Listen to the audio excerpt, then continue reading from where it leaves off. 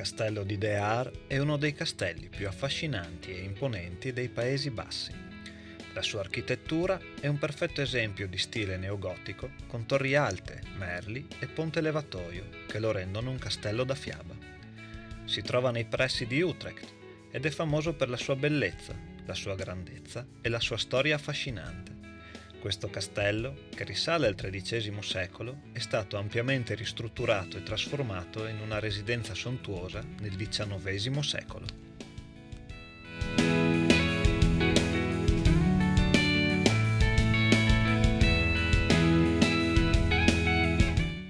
Situato in una zona strategica nei Paesi Bassi centrali, il castello era inizialmente di dimensioni modeste e venne costruito come una fortezza difensiva.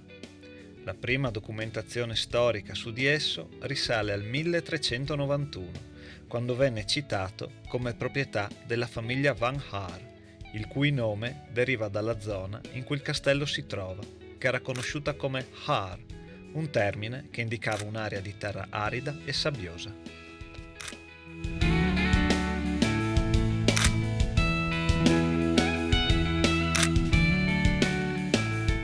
Nel corso del tempo, la proprietà è passata attraverso diverse mani. Nel XVI secolo, il castello subì gravi danni a causa delle guerre, in particolare durante la Guerra degli 80 anni, un conflitto tra le Province Unite e l'Impero spagnolo.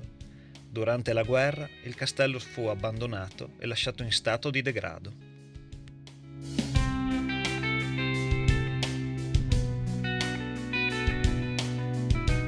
Nel XIX secolo fu Etienne van Zuylen a prendere l'iniziativa di restaurare e ampliare il castello, rendendolo una residenza signorile.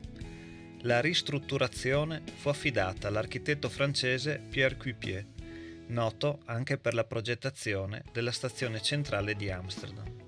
Sotto la sua guida venne deciso di ristrutturare il castello in stile neogotico, un'architettura popolare all'epoca, che conferì al castello il suo aspetto fiabesco. Cupier progettò il castello come una combinazione di elementi medievali e gotici, con torri alte, merli, una grande facciata e stanze lussuose all'interno. La famiglia Van Zuylen continuò a vivere nel castello fino al 1960, quando decise di donarlo alla Fondazione Castello De Haar.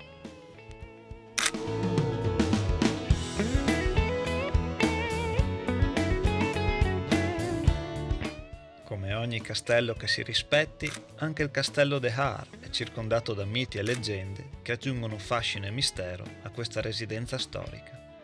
Una di queste leggende riguarda una delle torri più alte del castello, che si dice sia stata maledetta. Durante un periodo di conflitto tra le famiglie nobili locali, un membro della famiglia Van Haar fu vittima di un omicidio.